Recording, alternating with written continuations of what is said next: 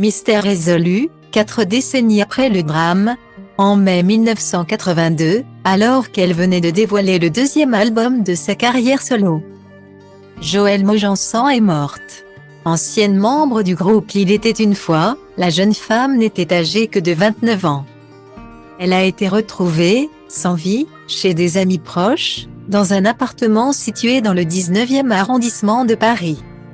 Si l'autopsie évoquait un œdème aigu du poumon à l'époque, évidemment, les rumeurs en voulaient autrement. D'autant que l'artiste, si jeune, était dite dépressive.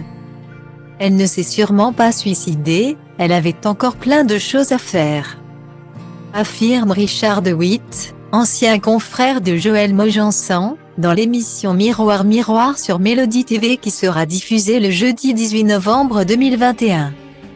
Ils ont découvert qu'elle avait une malformation cardiaque que tout le monde ignorait. Elle y compris. Elle s'est étouffée dans son sommeil. Elle avait une bronchite pas soignée. C'est sa sœur Katia qui m'a raconté ça, elle crachait du sang, elle ne voulait pas aller chez le médecin. Elle toussait comme une malade. La nuit où elle est partie, elle s'est étouffée. Guillemets.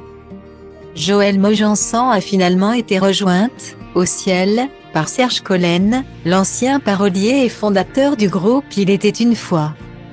En avril 2015, son décès fut entouré de moins de mystère. Mort après avoir lutté contre un cancer.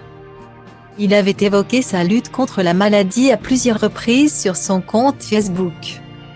C'est lors d'un concert avec Polnareff à Saint-Tropez qu'on a rencontré Joëlle et sa sœur. Rappelait Richard de Witt en 2012 à Nord et Claire. Serge a été le plus rapide et a demandé tout de suite Joëlle en mariage alors qu'elle n'avait que 16 ans à peine. Elle a dit oui pour rigoler. La suite a prouvé qu'il y avait eu là un véritable coup de foudre entre elle et lui. Pour l'anecdote, la sœur de Joëlle est toujours mariée avec le bassiste des débuts. Les voilà désormais réunis pour l'éternité.